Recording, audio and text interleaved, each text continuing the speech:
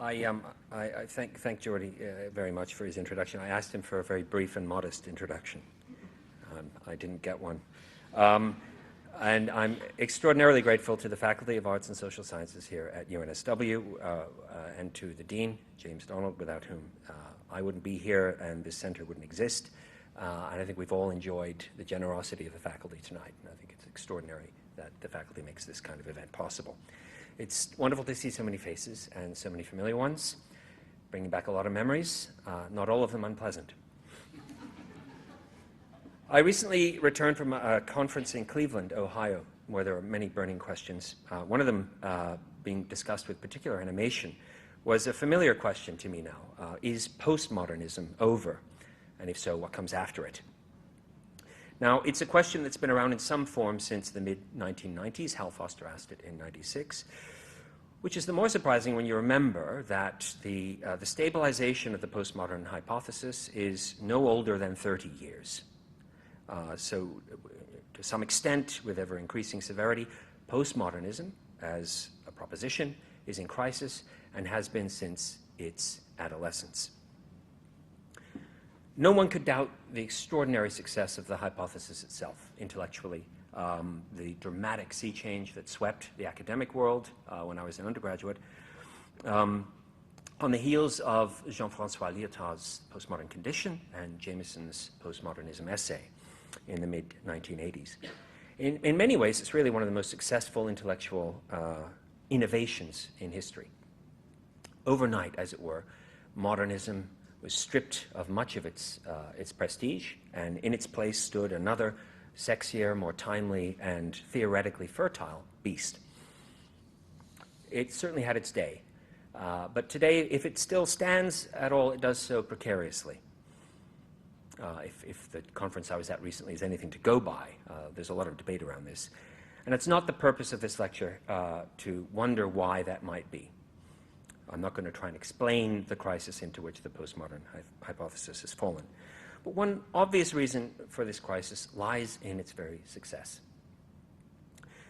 When a new concept emerges under the ground of its embattled opponent, strictly as its negation, as its negative image, postmodernism is what modernism isn't, the long-term stability of this concept is at risk.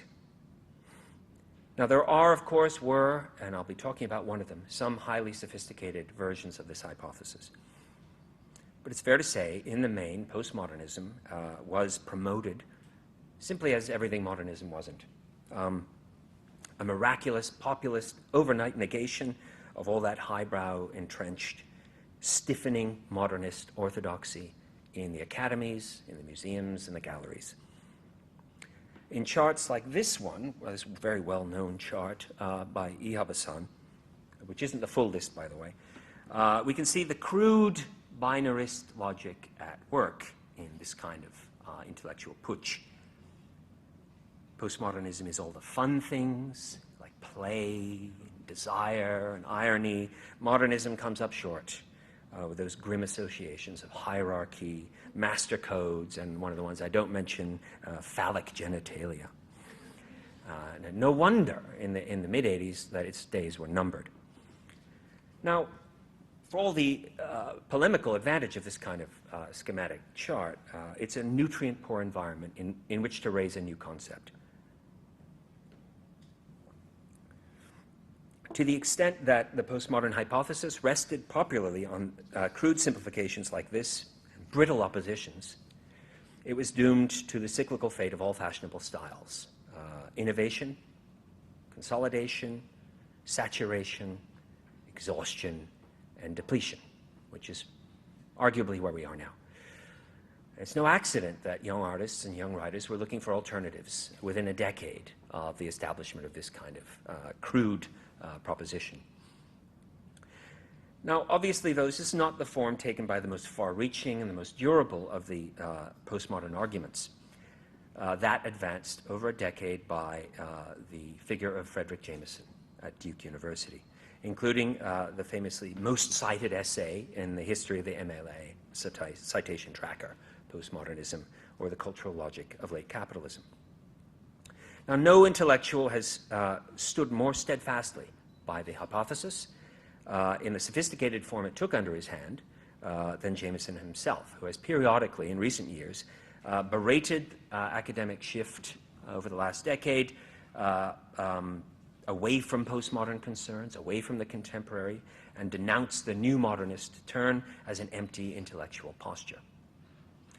Now, I have a great deal of sympathy for Jameson's position. It is one of the great intellectual feats of the last 30 years. I certainly want to hold firm to the broad outline of his historical argument. Nevertheless, if I have one task before me tonight, I'd like to show that we might usefully complicate his picture and allow for perhaps a more useful working map of where we currently stand culturally and artistically, so as to make sense of the revival of modernism that's going on around us, without automatically reducing it to a kind of inauthentic pastiche, which is what Jameson tends to do. Now, simplifying egregiously, I have no other option tonight. We could say Jameson proposes a correspondence model of cultural production. There are 3 stages of capitalist development, to each of which corresponds a peculiar phase of aesthetic or cultural development, right? The things are tied hand in hand. Now, the conceptual break Jameson particularly wants to promote and establish was this widespread social and economic break that took place roughly over the years between 45, after the end of the war, and 73, the great oil crisis, between modernity and its as a whole way of life, and postmodernity, its irreversible historical successor. So in effect, what Jameson did was use cultural information he gets from novels, from works of art, from films, from buildings in particular, to prove this colossal transformation of our life world. The point was that we could sense aesthetic transformations more vividly, directly, than we could these abstract structural social changes.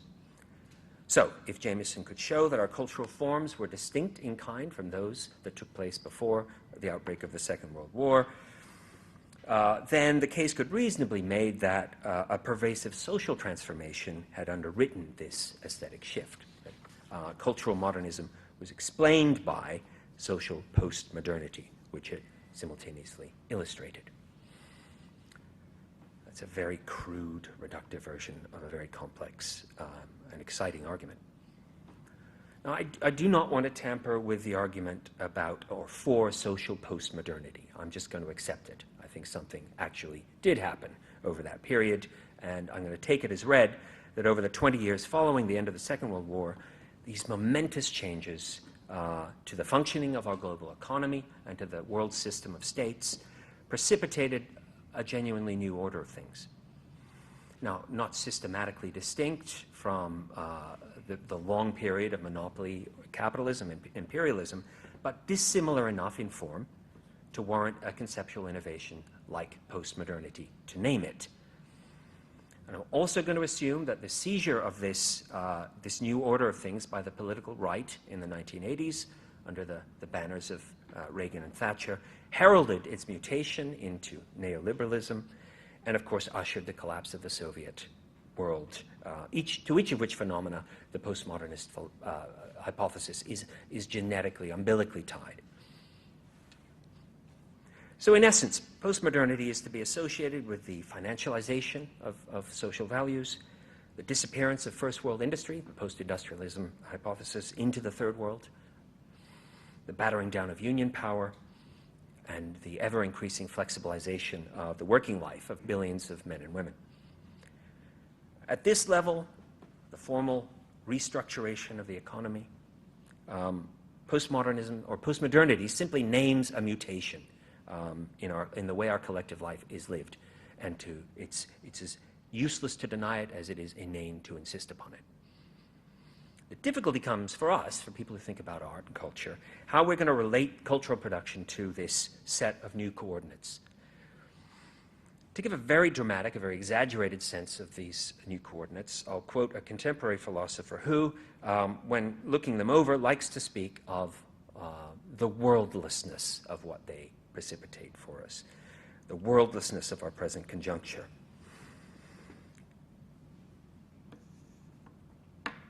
Essentially, he sees it as a kind of achieved existential nihilism under the sign of capital.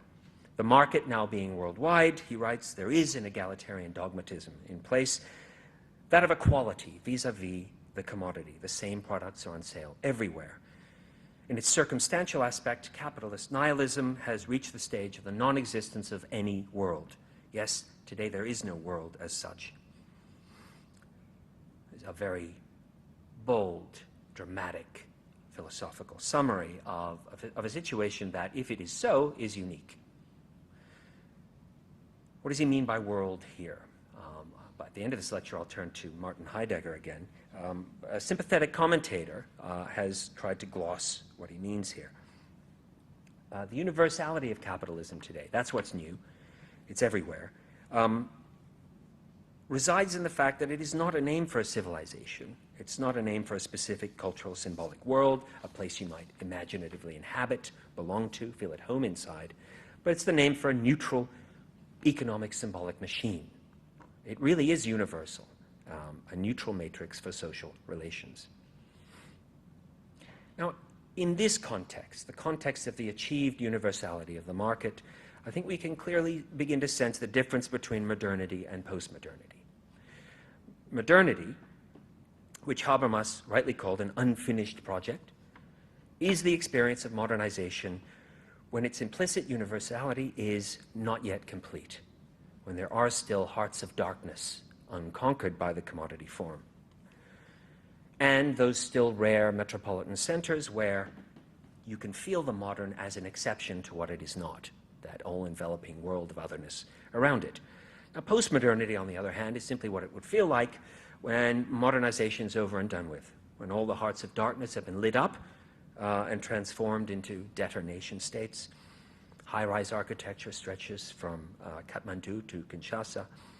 United colors of Benetton are everywhere.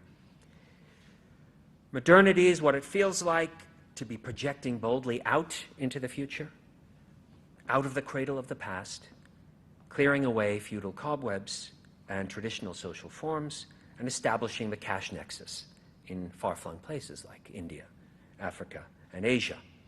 Postmodernity is how it feels when there's nothing left to clear away.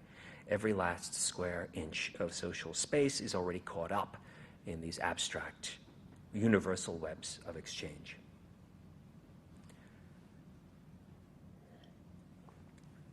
So the boldness of the postmodernism hypothesis, that there is a way of doing art, a way of doing culture that is appropriate to the situation of completed modernization, the boldness of the hypothesis was that it supposed there might be a meaningful correlation, right? That you can draw causal lines between this situation and the way art and literature are happening today.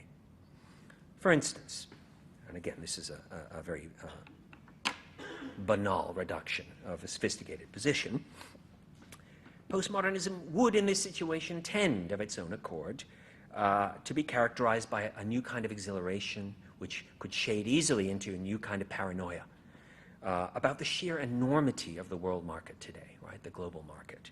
The wheels within wheels within wheels within wheels that define multinational financial agreements in which we're all implicated. The dislocated production process that explains this extraordinary chain of events leading to the production of every product, and the staggering number of products themselves on offer. I mean, there's just been nothing like this in human history. Two, postmodernism would be likely in this situation to underprivilege the individual human subject as a location for cultural investment. It's not a site where postmodernism, all this is the case, be likely to be terribly interested. With all her precious interiority, her deep subjective matrix, and so on, the individual subject is irrelevant in this situation.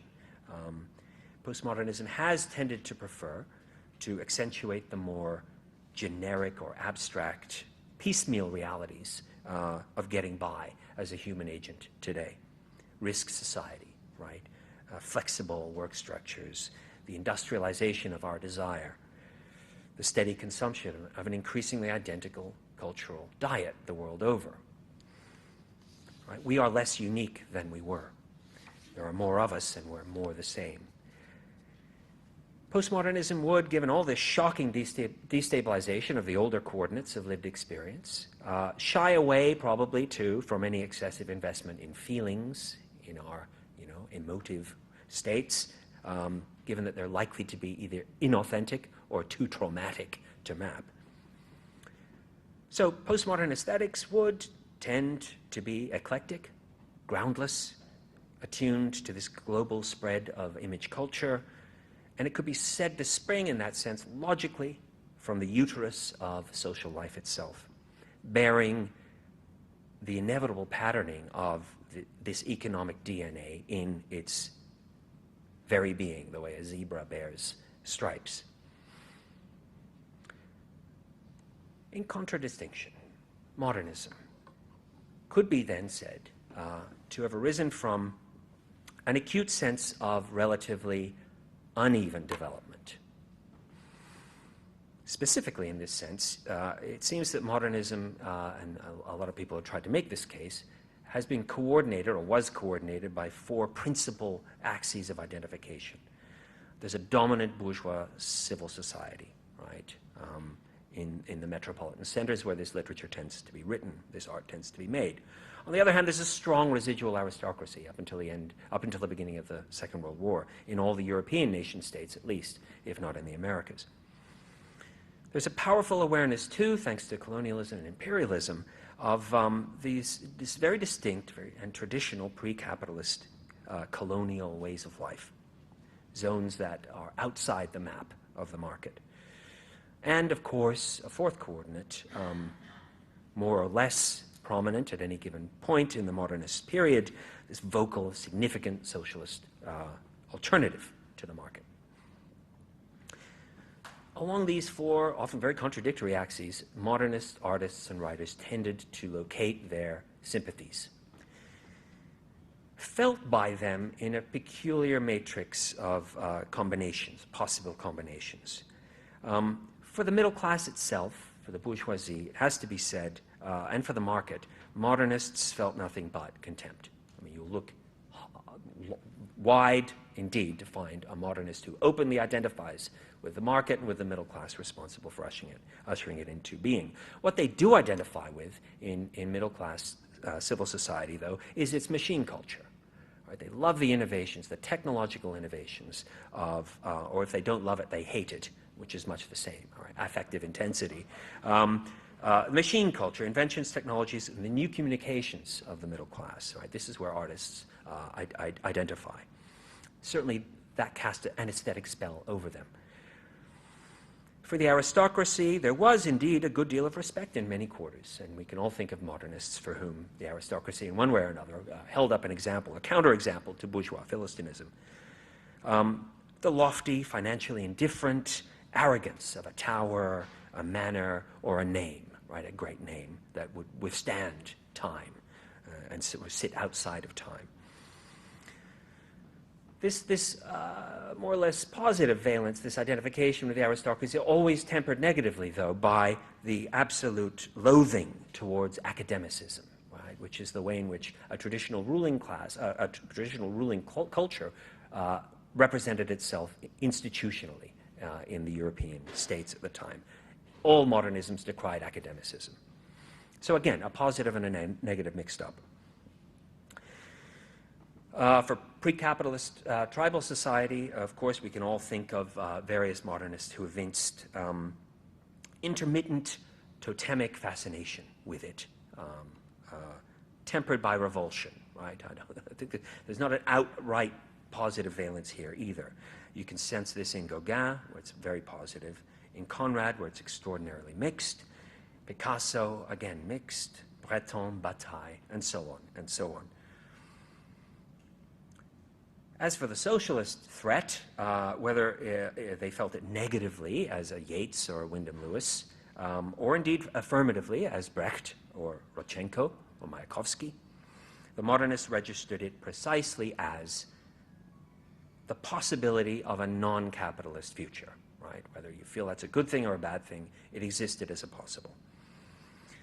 So, summarizing all that, modernism can be defined as the cultural logic of modernity, right, coordinated by these four axes, but only if you accept this very strange proviso, very strange, that it never openly identifies with capitalist social relations or the market as such.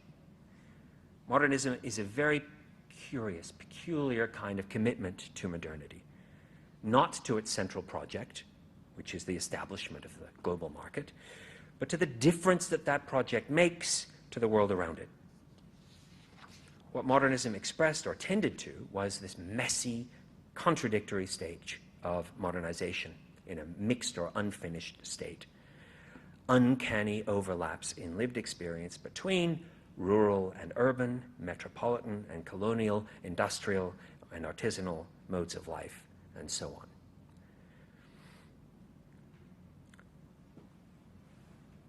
Now, I want to agree that there's a great deal of power in these causal arguments about the general shape of aesthetic activity under the shadow of two distinct phases of market society. To summarize it, this is it.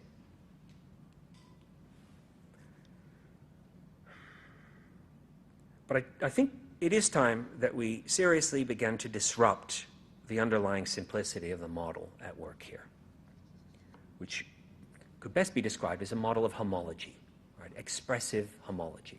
A way of life is expressed, is vehiculated in a way of doing culture, and there's a tidy equation here. One expresses the other. And the stronger claim here, though, is that just as postmodernity as a way of life displaces or supersedes modernity, so too, inevitably, postmodernism as a way of doing culture inevitably pushes modernism out of its saddle in an irreversible historical spasm.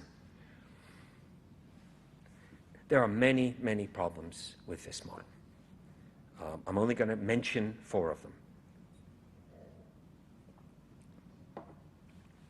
In the first place, there must be problems. We must be uncomfortable with any argument that routinely predicts form from function, right? As any number of critics have shown in detailed analyses, all the postmodern traits or aesthetic features we associate with our current way of life can be detected at work throughout the modernist period itself. There's a strange anachronism going on there. Furthermore, as I want to claim, and I hope to be able to substantiate a little in a minute, modernist aesthetic acts, gestures, are still being made today. No matter that these are, and that those were, admittedly minority acts, the point is that it seems to me impermissible to make sweeping statements about an arbitrary line in the historical sand before and after which art and literature, all of it, will fall into either a modern or a postmodern mold. Secondly, and this is a related point, obviously, there's something troubling ontologically at the level of a theory of being about this either-or postulate. Right? It's either one way or the other. It's a binary postulate built into this before and after model. Before, modernization was incomplete. Afterward, it was complete, in which case you will either have modernism or postmodernism, depending on where you stand in an historical continuum. I think it's a major problem, and I want to return to it in a second. Third, and this is a little bit more superficial, but it's still very real, it's the problem of a theoretical feedback loop. Right? Just as the crystallization of this, the postmodern hypothesis in the mid-'80s fed directly into the art and culture of the times and really fed the generation of postmodern culture, thanks to the fact that all the young artists and writers were at college at the time when this hypothesis was hatched. So too, though, the tiresome repetition of the most banal versions of the postmodern argument has fostered a very different situation, where this generational intellectual and aesthetic reaction against the post of postmodernism has set in, and the artistic search for alternatives that are not based on such flimsy oppositions and caricatures is underway. Given that postmodernism is such a completely vacuous notion, it's often to modernism that the young artists and writers are reaching, looking for a path back to the future. right? It's not modernism exactly the same, but it certainly falls under the broad umbrella. Fourth, and finally here, more interesting for us who are practicing academics, the establishment of the New Modernist Studies, one of the more successful academic initiatives in the humanities in the last decade and a half, has really strangely reversed the intellectual polarities at work here in more ways than one. Nowadays, many of the more interesting postmodern kinds of research into material culture, popular culture, reception, minority experience, post-coloniality, polyvalence, polycentricity, and so on, all the great keywords of the postmodern, all of this research is taking place, or a lot of it, on the terrain of modernism itself. Right? Modernism is being reinvented, postmodernized. Meanwhile, books and articles with postmodernism in their titles have dwindled to a very slow trickle, and often enough contain forms like this: after postmodernism, the last book of postmodernism, and so on, right? As though there were nothing further to be said about that, right? It's a sort of embarrassment that the idea is still around. So in a weird crisscross, postmodernism has been converted into a kind of sterile classicism, while modernism has been invested with all the sexy, playful, contingent energy once reserved for its antagonist. Now, I quite like this, and it kind of gives the game away to me. It seems to me, though, that it returns us to the second point. And this has to do with this thesis aggressively made in any number of contexts about modernity's completion, right? The over and done with-ness of it. Sometime after the Second World War, we're told modernity was finished. It ran out of places to go. It had won. In one of Jameson's more doubtful phrases that I've unfortunately used myself on a number of occasions, he writes this: "The postmodern must be characterized as a situation in which the survival, the residue, the holdover, the archaic, has finally been swept away without a trace. Everything has reached the same hour on the great clock of development or rationalization." Would any of us wish to endorse this statement today? All right, made in the heyday of the postmodern hypothesis, sometime in the late 80s, one could see that, right, that the end of history argument was out there, and this is Jameson's participation in it. Even as polemical overstatement, I think it's poor stuff. But it is the logical result of forcing the issue between a then of modernism and a now of postmodernism. A then of modernism, when things were uneven, residues still existed, art was relatively autonomous, and a now, when there is nothing but the continuous present and the blinking cursor of what Alain Badiou calls a perpetual instant of absence, of purchasable enjoyment measured out in millimeters, when art cannot even pretend to autonomy because everything is inside the same neutral circuits of exchange. It's a very severe now and then. So it would be my position, though, and I cannot develop this in any way, that the market simply doesn't exist without creating unevenness. The market is all about the creation of that unevenness and the archaisms that go along with it. If it did exist without them, it would perish in an instant. Suppose for a minute that everything had truly reached the same hour on the great clock of development. Where would the profits come from, right? If all labor power cost the same, if all raw material cost the same, if the symbolic capital of a startup company in Lahore were identical to the symbolic capital of a startup company in San Diego, if Cambodians had the same access to healthcare as Canadians, or if rationalism were as highly developed in Kolkata as it is in Chicago.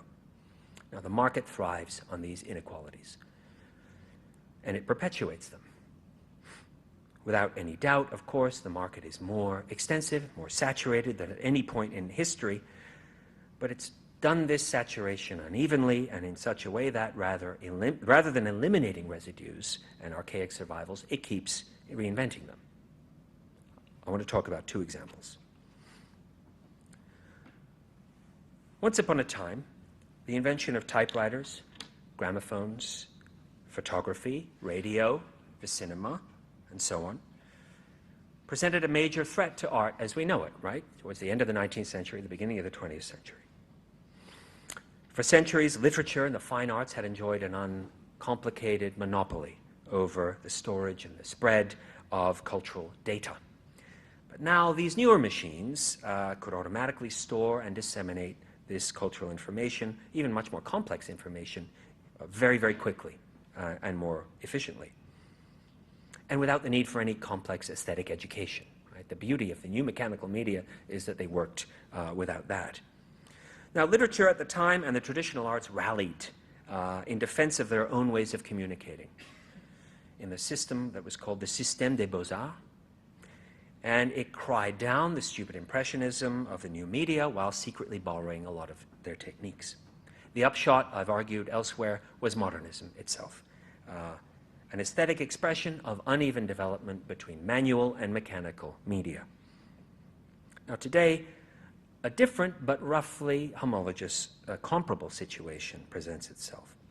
Today, the mechanical media themselves have become obsolete in the face of the incredible successes of digital technology in doing what they did, recording and sharing images and sounds, better and more swiftly. But they too, the mechanical media, are rallying. These residues of an earlier phase of development haven't simply been swept away. In fact, they look tenaciously determined to stick around. They're certainly imperiled.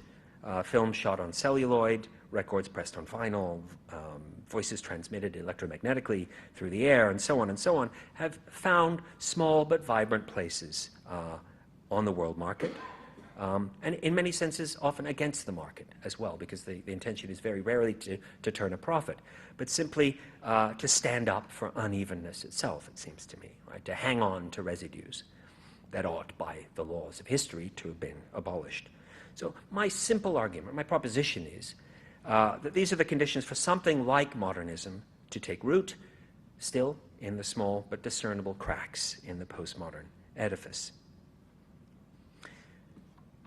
It will tend to do so, particularly where these media unevennesses overlap with still more powerful kinds of unevenness in the world, namely geographical uneven development.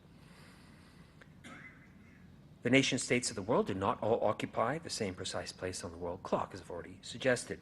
For every 10 stories about IMF bailout packages and vicious austerity drives, there's one that charms by its sheer crazy indifference to Jameson's great clock of development. I think particularly of Latin America today. And specifically, just for an example, of a law passed recently in Bolivia, granting to Mother Earth the same basic rights as all Bolivian citizens. The rights in particular to, and I quote, life and regeneration, biodiversity, water, clean air, balance, and restoration. As the law specifically states, Mother Earth is a living dynamic system made up of the undivided community of all living beings who are all interconnected, interdependent, and complementary. Now, think whatever you will of that. It doesn't sound anything like Milton Friedman to me. Now, the effective authors of this law in Bolivia are indigenous and small-scale farmer communities, precisely those remnants of an older order of things who were supposed to have been swept away by the shock doctrines of the 1970s. Comparable structures of feeling in Venezuela, Cuba, and elsewhere in the region suggest a much more dynamic picture of the world system than one of dreary sameness, and are doubtless one very powerful reason why Latin American literature remains such a potent source of modernist gestures and achievements. I'd particularly like to nominate the late Roberto Bolaño, whose last two novels will rank very high indeed in the annals of world modernism come Judgment Day. So those are a couple of reasons why modernism might persist in our own day.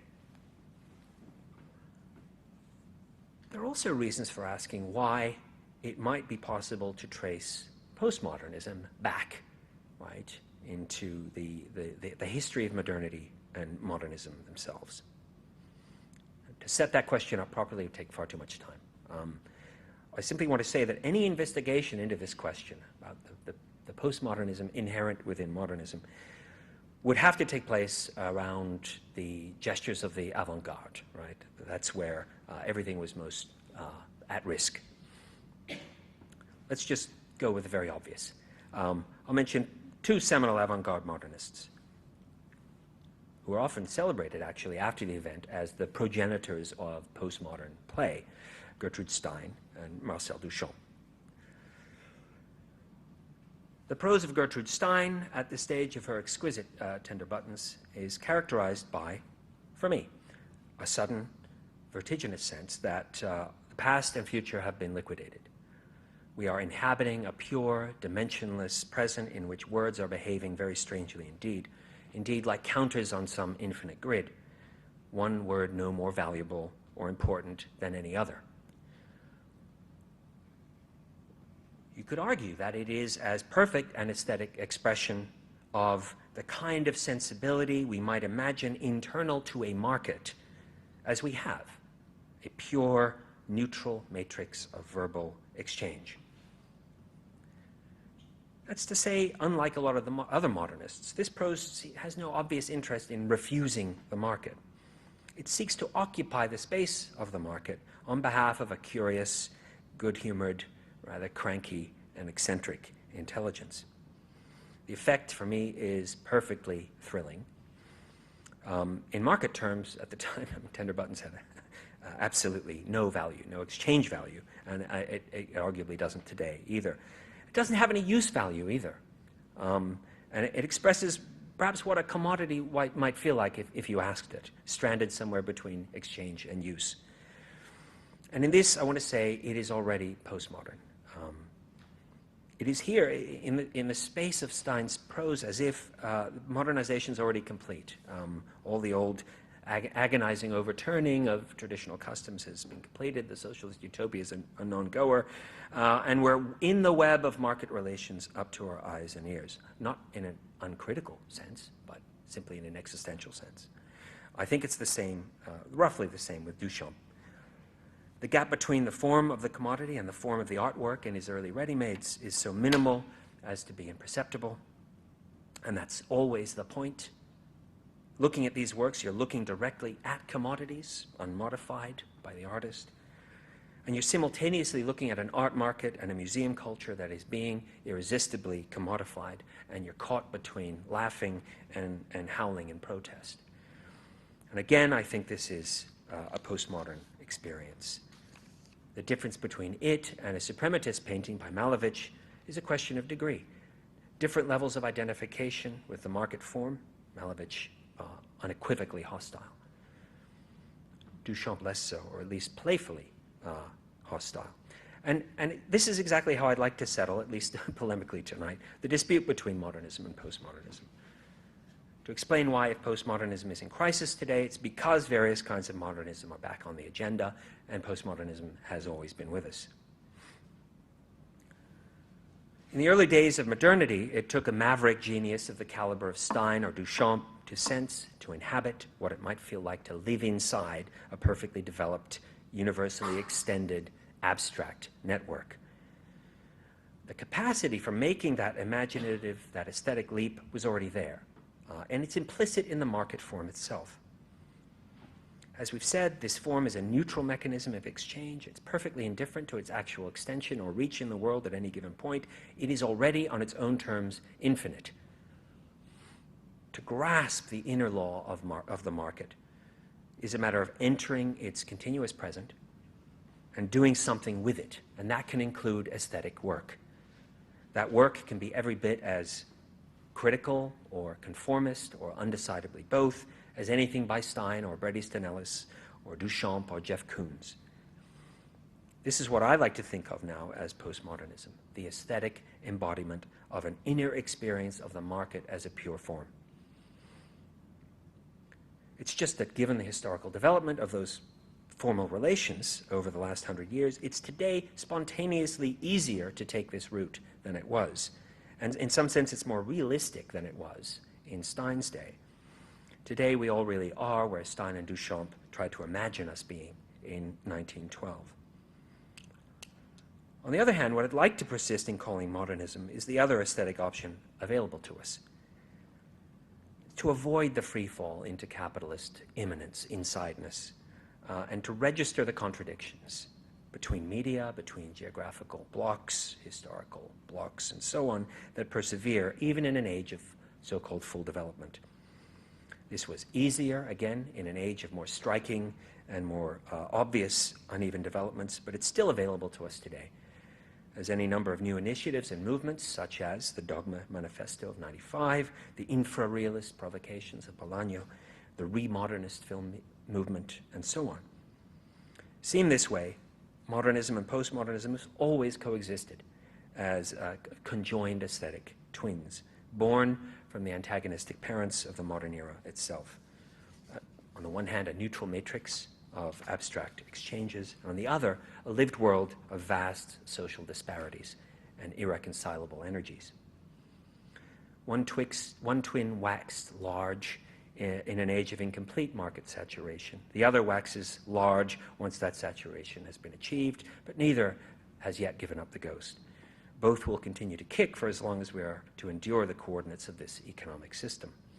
Another way of saying this is just to say that modernism and postmodernism are two ways of looking at the same thing. The difference between them is a parallax view, a distortion created by the frames of perception that each permits on an identical, albeit evolving, object. Now, I've got about 5 or 6 minutes left. In the few minutes that remain, I'm going to have a bit of fun. I want to make a brief polemical case for the ongoing study of modernist art and literature that might answer the question, so what? Not in any expected fashion, I imagine.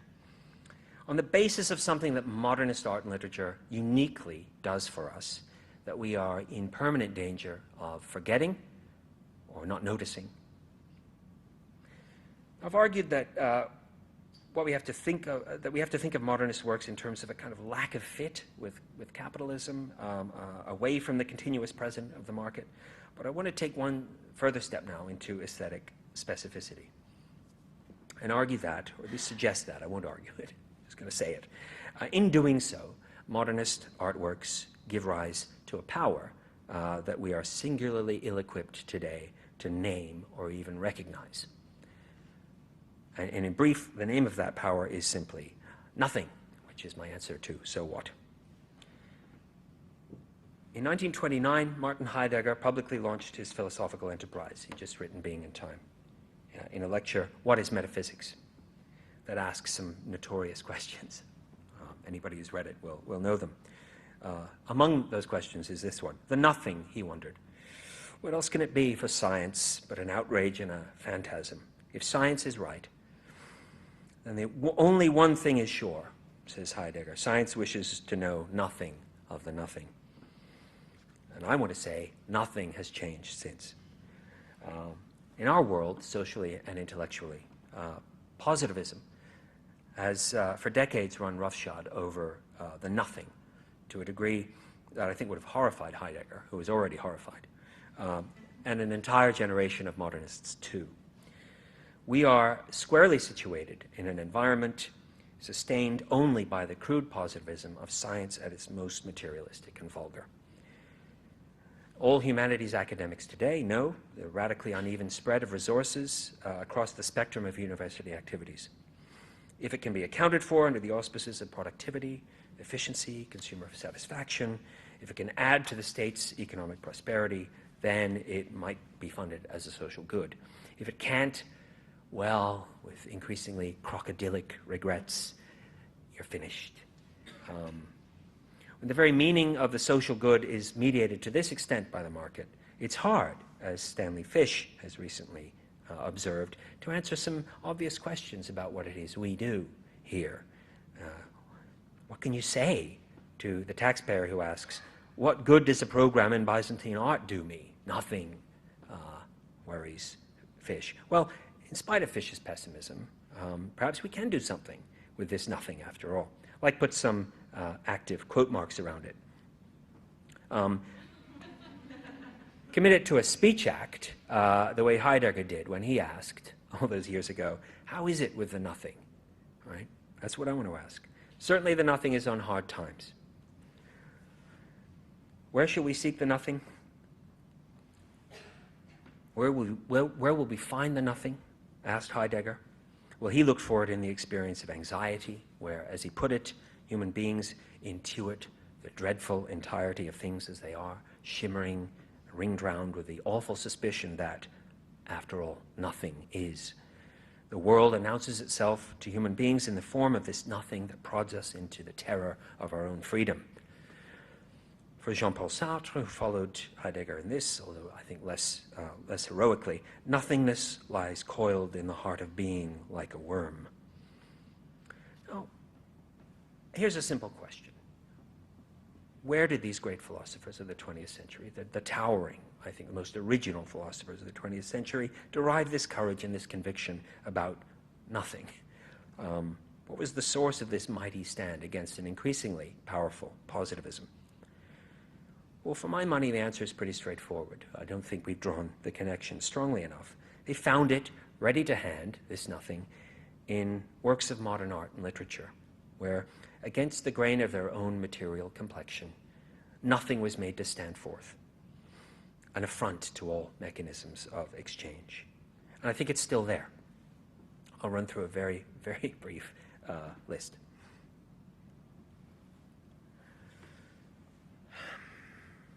Gertrude Stein writes in Tender Buttons, this was the hope which made the 6 and 7 have no use for any more places, and this necessarily spread into nothing. It was and is, I think, a call to arms, to spread the 6 and the 7 into nothing, to take the multiple and exfoliate it until the void at its heart stands forth. We hear it echoed all across the landscape of modernism, a refrain and an enactment of nothing at all. When Auden wrote in his elegy to W.B. Yeats that poetry makes nothing happen, he most obviously meant that poetry changes nothing, right? It leaves things more or less as they are. But I think there is an ulterior sense to this line, a kind of perverse affirmation, right? Poetry makes nothing happen. And we catch that sense, and we can amplify it today into a kind of electric current to reanimate the stiffening corpus of modern classics. Remember this line, nothing happens, nobody comes, nobody goes, it's awful, right? Estragon. It's a theme that Beckett would always return to. He couldn't resist. He's endlessly varying it and radicalizing it throughout his career, pursuing this paradoxical challenge of making nothing happen in writing and on stage, growing clearer about why he had to.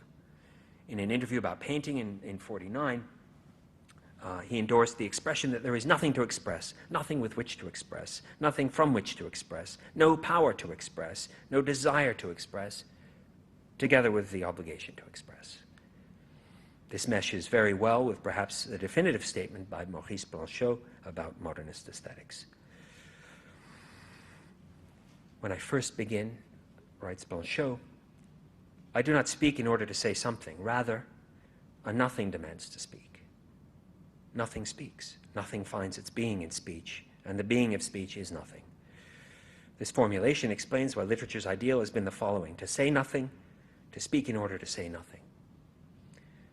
It's the same in music as well, where we can think of some pieces by Anton Webern which, in a matter of seconds, graze against the silence that absorbs them. As in this, I want to play just one tiny bit of music, this great moment from the 6 Pieces for Orchestra.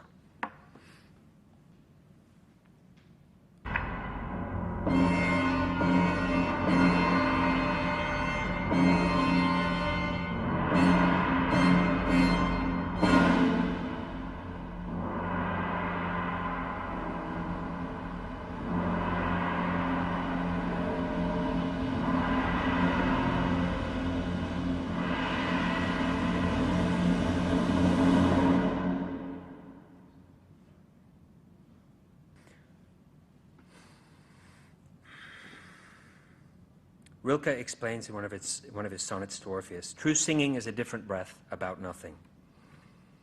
When Heidegger writes that the nothing itself nothings, inventing a verb, this is what he means, that this nothing wrestles with forms, it wrestles with materials in order to nothing itself in their midst. That is modernism, modernism where we're given to see in a blinding flash, an exhilarating, anxious flash, nothing that is not there and the nothing that is, as well as Stevens wrote. We can recall the spatial contours of this palpable void in the great final sequence from Rossellini's Deutschland im Jahre Null, or indeed in the final sequence from Antonioni's L'Eclisse. In my favorite, I remember this boy is having his last moments before throwing himself to death. In my favorite, personally most moving of all the occasions in which nothing takes place in the visual arts, I want to end with this magnificent early sculpture by Giacometti.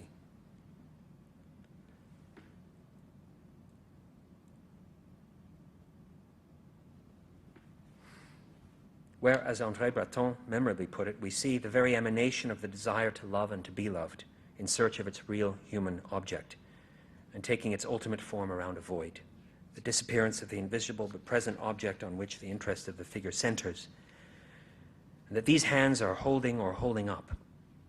Here I think, or at least I feel, the shattering truth of Beckett's reformulation of Democritus: nothing is more real than nothing. So in closing, I'd like to declare this nothing our most urgent and valuable goal. I'd like to commit the resources of the Center for Modernism Study to the tracking of this nothing in the midst of modernism, the nothing that modernism made and continues to make happen. For one thing, such an agenda is in perfect keeping with our center's operating budget. For another, it resists the steely tendency at large to translate the whole of our cultural heritage into known and calculable positivities. If we can commit ourselves to what is not in the midst of what is, then, as Blanchot ecstatically suggested, we may find ourselves at the site of a miracle. Because if modernism coincides with nothing, just for an instant, it is immediately everything. And this everything begins to exist. What a miracle. Thanks.